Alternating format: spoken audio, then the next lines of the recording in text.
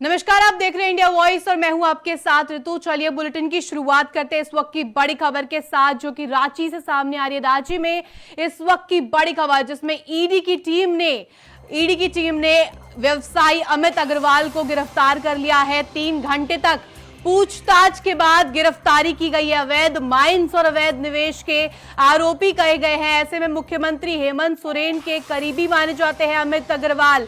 बड़ी खबर, जिसमें कि 3 घंटे तक पूछताछ की गई, जिसके बाद गिरफ्तारी हुई है।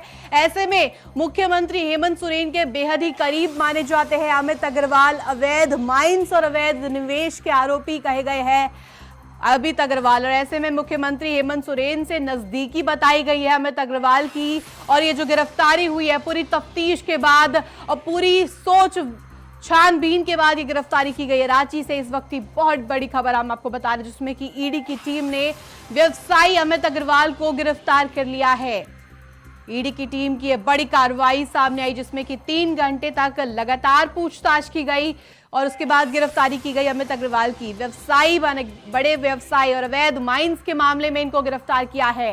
अवैध माइंस और अवैध निवेश के मामले में आरोपी माने गए हैं और मुख्यमंत्री हेमंत सोरेन के बेहद ही करीबी है अमित अग्रवाल। रांची से इस वक्त की सबसे बड़ी खबर, जिसमें कि व्यवसायी अमित अग्रवाल को गिरफ्तार कर लिया है। पूरी तफ्तीश 3 घंटे तक चली, जिसके बाद व्यवसायी अमित अग्रवाल को गिरफ्तार कर लिया है ईडी ने। ईडी की बड़ी कार्रवाई लगातार हम देख रहे थे पिछले दिनों भी कई ऐसे मुद्दे सामने आए, जिसमें ईडी लगातार अब कार्रवाई करते नजर आ रही है। चाहे वो यूपी का मामला हो या फिर बिहार का या फिर महाराष्ट्र का केस देखा जाए, सब जगह पर ईडी लगातार ताबड़तोड़ कार्रवाई कर रही है। इसी तरह का एक और मामला, जिसमें कि झारखंड में हेमंत सोरेन के करीबी अमित अग्रवाल पर भी कार्रवाई की है ईडी ने। और लगातार जो 3 घंटे की तफ्तीश और 3 घंटे की पूछताछ के बाद उन्हें गिरफ्तार कर लिया गया है।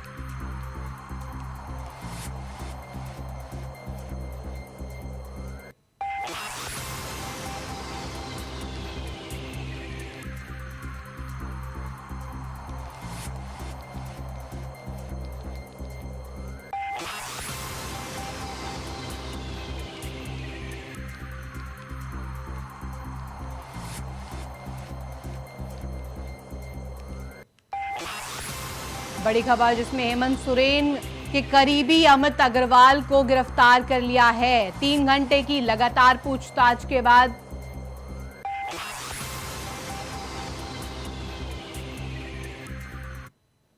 अगली खबर यूपी के लखनऊ से सामने आई है, जहां पर लखनऊ में बीजेपी आज निकाय चुनाव पर बड़ी बैठक करने वाली है। बड़ी बैठक का ऐलान कर दिया है बीजेपी ने और बैठक में चुनाव में प्रत्याशी चयन, चुनाव प्रबंधन पर चर्चा की जाएगी। बड़ी जानकारी हम आपको दे रहे हैं, जिसमें बूथ प्रबंधन, चुनावी रैली और चुनावी मुद्दों पर मंथन किया जाएगा। 10:30 बजे कानपुर के और बुंदेलखंड के नेताओं की बैठक होगी। ऐसे में हम पूरा घटनाक्रम बता रहे हैं, जिसमें कि 1:30 बजे पश्चिम क्षेत्र के पदाधिकारियों की भी बैठक होगी और दोपहर 3 बजे काशी और गोरखपुर क्षेत्र की बैठक होगी।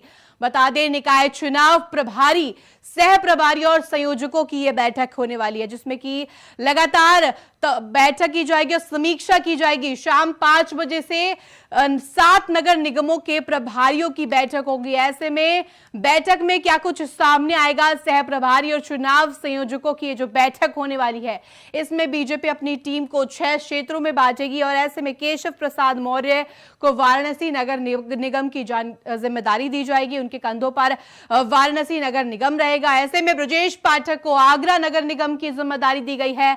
असीम अरुण जो कि सहारनपुर का जिम्मा उठाएंगे। ऐसे में सहारनपुर नगर निगम उनके जिम्मे रहेगा।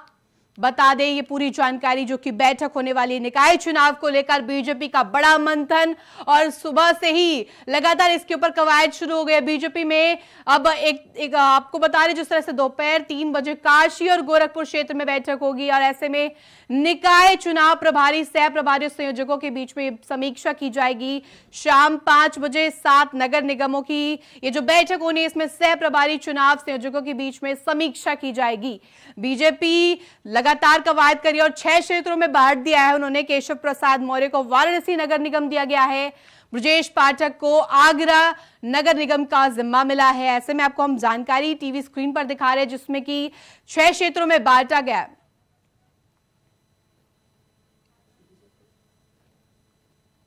इसी पर ज्यादा जानकारी के साथ हमारे सहयोगी प्रियम जुड़ गए। प्रियम, जिस तरह से निकाय चुनाव का ऐलान हो गया, ऐसे में बड़ी बैठक की गई है बीजेपी की तरफ से, क्या कुछ ये पूरा होगा मामला और क्या कुछ घटनाक्रम रहेगा इसमें?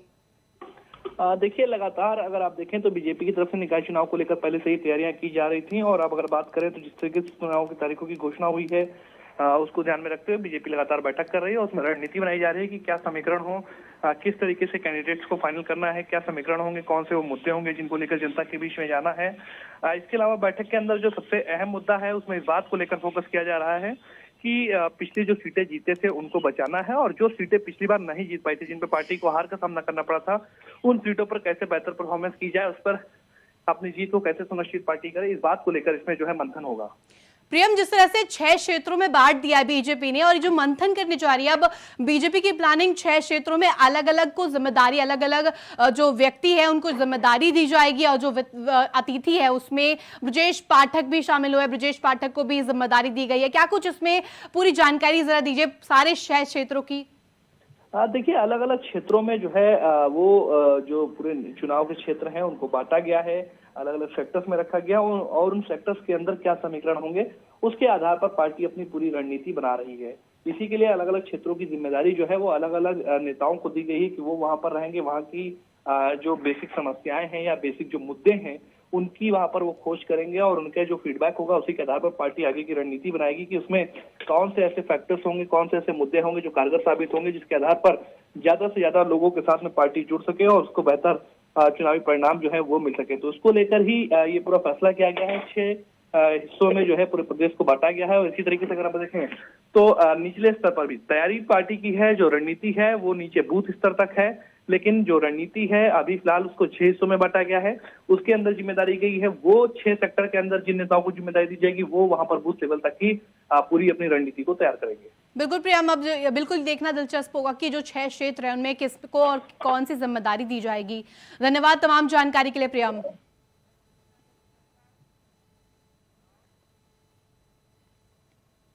अगली खबर उत्तराखंड के देहरादून से, जहां पर सीएम पुष्कर सिंह धामी का जनपद प्रवास कार्यक्रम का आयोजन किया जाएगा। ये बड़ी खबर हम आपको बता रहे हैं, जिसमें जनता और कार्यकर्ताओं से मिलेंगे सीएम पुष्कर सिंह धामी। बड़ी खबर जिसमें जनता और कार्यकर्ताओं से रूबरू होंगे सीएम पुष्कर सिंह धामी, जिसमें मौके पर समस्या सुनकर तत्काल प्रभाव से निस्तारण करेंगे मुख्यमंत्री सीएम पुष्कर सिंह धामी। आज रुद्रप्रयाग में जो ये मंथन होना है, ऐसे में अफसरों के साथ विकास कार्यों की समीक्षा भी करेंगे। बड़ी खबर हम आपको बता रहे हैं, जिसमें कि सीएम पुष्कर सिंह धामी ने अब कमान संभाल ली और सीधे तौर पर जनता और कार्यकर्ताओं से उन्होंने बातचीत करने के लिए और तत्काल प्रभाव से निस्तारण करेंगे सीएम पुष्कर सिंह धामी। बड़ा फैसला और बड़ी कवायद सीएम की तरफ से की गई है, जिसमें कि आज रुद्रप्रयाग में अफसरों के साथ विकास कार्यों पर समीक्षा करेंगे। क्या कुछ इसमें सामने निकल कर आएगा, ऐसे में क्या क्या परेशानियां जनता बताएंगी, जनता में जो लोग शामिल उस वक्त होंगे वो अपने अपनी किन किन परेशानियों को सीएम पुष्कर सिंह धामी के सामने रखते हैं और क्या क्या कार्यकर्ताओं के सामने वो पेश की जाएंगी, जो उनकी परेशानियां, जो उनकी पीड़ा है। ऐसे में समस्या को तुरंत सुनकर उस पर तत्काल प्रभाव से निस्तारण करेंगे सीएम पुष्कर सिंह धामी। देखना बेहद ही दिलचस्प होगा। लगातार जो पिछले दिनों उत्तराखंड में लगातार घटनाएं सामने आई हैं, चाहे वो क्राइम की हो या फिर महिलाओं से जुड़े मुद्दे हो, सभी पर निवारण करेंगे। अब बड़ी कवायद कर ली है सीएम पुष्कर सिंह धामी ने, जिसमें कि जनता से और कार्यकर्ताओं से सीधे तौर पर रूबरू होने वाले हैं। बता दें कि मौके पर समस्या सुनकर ही उसका तत्काल प्रभाव से निवारण करने के लिए भी सीएम योगी अग्रसर है। ऐसे में सीएम योगी सीएम पुष्कर सिंह धामी की तरफ से बड़ी कवायद की गई है, जिसमें कि जनपद प्रवास कार्यक्रम का वो आयोजन करेंगे, जिसमें कि सीधे तौर पर वो जनता और कार्यकर्ताओं से रूबरू होंगे। सीएम पुष्कर सिंह धामी की बड़ी कवायद, कार्यकर्ताओं से सीधे मिलकर सीधे उनकी पीड़ा सुनेंगे, उनको किन किन परेशानियों का सामना करना पड़ रहा है, उनका तुरंत तत्काल प्रभाव से निस्तारण करने का उन्होंने जो जिम्मा उठाया है, जो कवायद की है। आज रुद्रप्रयाग में होगी इसकी बैठक और समीक्षा।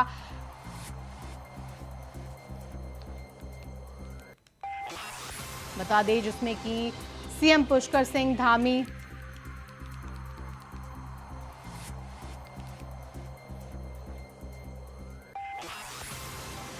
जनता और कार्यकर्ताओं से सीधे तौर पर रूबरू होंगे और तत्काल प्रभाव से निस्तारण करने का जो ये फैसला किया सीएम योगी ने, बड़ा सुनहरा मौका जो जनता के लिए है अपनी पीड़ा बताने का और अपने जो तमाम समस्याएं हैं।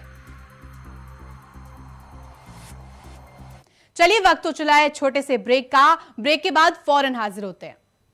ब्रेक के बाद एक बार आपका फिर से स्वागत है। अब रुक करते हैं खबरों का जो कि हरिद्वार से सामने आई है। हरिद्वार पंचायत चुनाव से बड़ी खबर हम आपको बता रहे हैं, जिसमें कि ब्लॉक प्रमुख, जिला पंचायत अध्यक्ष के चुनाव का ऐलान होना है। ऐसे में उपाध्यक्ष पद के लिए भी चुनाव की तिथियों का ऐलान कर दिया गया है। 13 अक्टूबर को ब्लॉक प्रमुख पद के लिए चुनाव होगा, 14 अक्टूबर को जिला पंचायत अध्यक्ष के लिए चुनाव होगा, 10 अक्टूबर को नामांकन की प्रक्रिया रखी जाएगी। ऐसे में बता दें कि नामांकन भरने की अंतिम तिथि जो 10 अक्टूबर रखी गई है। बड़ी खबर हरिद्वार से सामने आई, जहां पर अब चुनाव का ऐलान कर दिया गया है। पूरी जानकारी हम आपको दे रहे हैं, जिसमें कि 10 अक्टूबर को नामांकन भरने की अंतिम तिथि दी गई है। हरिद्वार पंचायत चुनाव से जुड़ी ये बड़ी अपडेट हम आपको दे रहे हैं, जिसमें कि अब ऐलान कर दिया गया है चुनाव का। अब आपको बता दें, ब्लॉक प्रमुख, जिला पंचायत अध्यक्ष के लिए चुनाव का ऐलान कर दिया गया है। ऐसे में बड़ी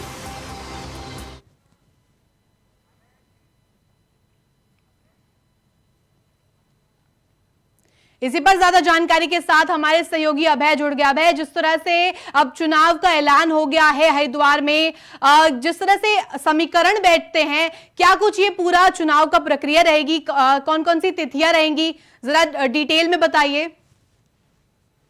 हरिद्वार में जो त्रिस्तरीय पंचायत चुनाव हुए जनपद में, उसके बाद पंचायत चुनाव के परिणाम आने के बाद ब्लॉक प्रमुख और जिला पंचायत के अध्यक्ष पद, उपाध्यक्ष पद पर यहाँ पर चुनाव होंगे। उसके लिए राज्य निर्वाचन आयोग की तरफ से तिथियों का ऐलान यहाँ पर कर दिया गया। 13 अक्टूबर को ब्लॉक प्रमुख, देश प्रमुख और कनिष्ठ प्रमुख, जो ब्लॉक की जो इकाइयां होते हैं, उनका यहाँ पर चुनाव होगा। चुनाव के बाद ये कह सकते हैं कि जब मतदान होगा, मतदान के बाद मतदान के बाद ही मतगणना का कार्य प्रारंभ होगा और उसके बाद उसके परिणाम वहाँ पर घोषित कर दिए जाएंगे।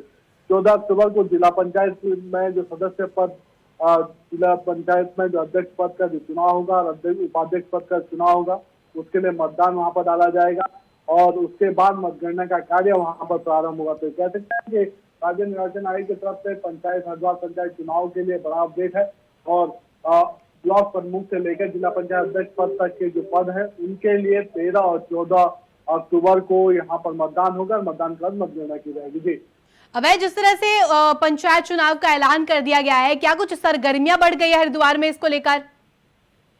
ये कह सकते हैं कि अभी तक जो चुनाव था वो सदस्यों को लेकर यहाँ पर हो रहे थे। जो त्रिस्तरीय पंचायत चुनाव थे उसमें जिला पंचायत के सदस्य पद के लिए चुनाव हो रहे थे। ब्लॉक प्रमुख में ये कह सकते हैं कि जो क्षेत्र पंचायत सदस्य होते हैं उनके लिए चुनाव हो रहे थे, प्रधान के लिए चुनाव हो रहे थे। लेकिन अब सीधे तौर पर कह सकते हैं कि जो बोर्ड यहाँ पर बनना है, बोर्ड में गठन जो होना है, उसके लिए अध्यक्ष पद और ब्लॉक प्रमुख के जो पद होते हैं उनके लिए यहाँ पर चुनाव होगा। ऐसे में जो सदस्य अभी तक जो निर्वाचित होकर आए हैं, अब उनके द्वारा ये मतदान यहाँ पर किया जाना है। निर्वाचित सदस्यों के द्वारा मतदान यहाँ पर किया जाना है और अध्यक्ष ब्लॉक प्रमुख के जो पद है वहाँ पर उनको चुना जाना है। सरगर्मियां काफी बढ़ चुकी है, चाहे बीजेपी हो या कांग्रेस हो, दोनों ही दल अपनी तरफ से कोशिश यहाँ पर कर रहे हैं। लेकिन अगर राजनीतिक लाभ की अगर हम बात करते हैं तो बीजेपी को इस बार बड़ा बहुमत यहाँ पर इस पंचायत चुनाव में मिला है। चाहे जिला पंचायत सदस्य के पद हो या क्षेत्र पंचायत सदस्य के पद हो, उसमें बीजेपी के जो ज्यादातर सदस्य हैं वो जीत कर यहाँ पर आए। निर्दलीय सदस्यों ने भी बीजेपी को ही अपना समर्थन यहाँ पर दिया है। ऐसे में कहा जा सकता है कि बीजेपी अब बिना किसी रोक टोक के, बिना किसी ये कह सकते हैं कि चुनावी दावेज के यहाँ पर अपना बोर्ड बनाने ला रही है। आजादी के बाद ये पहला अवसर यहाँ पर हरिद्वार जनपद में होगा जब बीजेपी का पूर्ण बहुमत का बोर्ड यहाँ पर स्थापित होगा। बीजेपी ने जिला पंचायत के 44 में से 36 सदस्य इसमें बीजेपी के पास है, जिसमें बीजेपी के ये कह सकते हैं कि समर्थन वाले 14 प्रत्याशी यहाँ पर जो जीत कर आए थे। उसके बाद जो निर्दलीय और अन्य दलों से आए जो प्रत्याशी थे उन्होंने बीजेपी को अपना समर्थन यहाँ पर दिया था। तो ऐसे में बीजेपी के पास बड़ी संख्या है, 36 की बड़ी संख्या है, जबकि बोर्ड बनाने के लिए सिर्फ 23 की जरूरत यहाँ पर होती थी। ऐसे में बीजेपी जिला पंचायत पर भी अपना बोर्ड बना रही है, साथ ही ब्लॉक प्रमुख यानी जो ब्लॉक की इकाइयां उस बोर्ड को लेकर भी बीजेपी ने अपनी रणनीति यहाँ पर स्पष्ट कर दी है। ज्यादातर जो 6 ब्लॉक है, 6 ब्लॉक में से ज्यादातर बिल्कुल अभय बिल्कुल बहुत दिलचस्प होगा देखना कि उपचुनाव में पंचायत चुनाव में माफ कीजिएगा क्या कुछ निष्कर्ष निकल कर आते हैं। तैयारियां तो सभी दलों की तरफ से बिल्कुल पुख्ता है।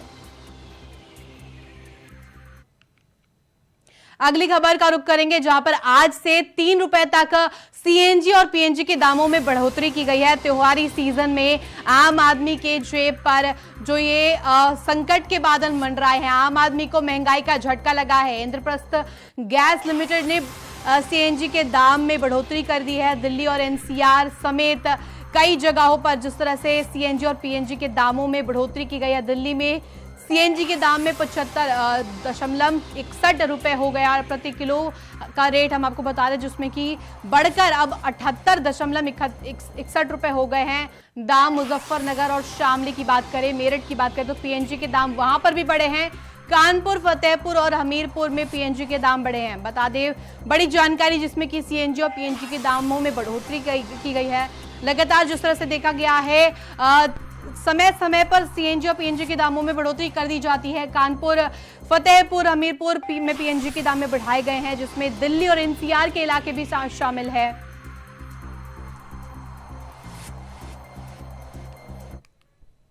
फिलहाल इस बुलेटिन में इतना ही। आप देखते रहिए इंडिया वॉइस।